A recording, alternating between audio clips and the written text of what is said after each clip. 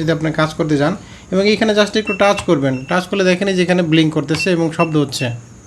তো এটা হচ্ছে লাইভ লাইন, যেখানে লাইভ লাইন থাকবে সেখানে কিন্তু এইভাবে শব্দ হবে। আর যদি নিউট্রাল লাইন আপনি ধরেন তাহলে কিন্তু শব্দ হবে না, এই যে সবুজ আলো জ্বলবে, ছেড়ে দিবেন কিছুই জ্বলবে না। যখন এখানে ধরবেন তখন কিন্তু সবুজ আলো জ্বলবে, অর্থাৎ এই পাশটা হচ্ছে নিউট্রাল আর এই পাশটা হচ্ছে ফেজ। ফেজের মধ্যে যেইভাবে আপনার এই ব্লিঙ্ক করতে থাকবে, লাল বাতি জ্বলবে এবং আপনাকে সিগন্যাল দিবে যেটা ফেজ লাইন।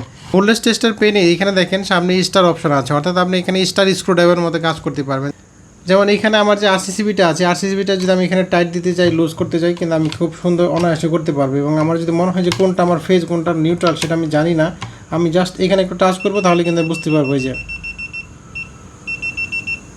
আমি সোর্সও কিন্তু দেখতে পারবো যে কোনটা হচ্ছে ফেজ লাইন কোনটা নিউট্রাল লাইন।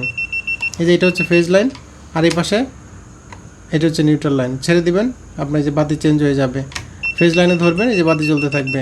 একই সাথে এটা টেস্টারে কাজ করবে এবং স্ক্রু ড্রাইভার কাজও করবে।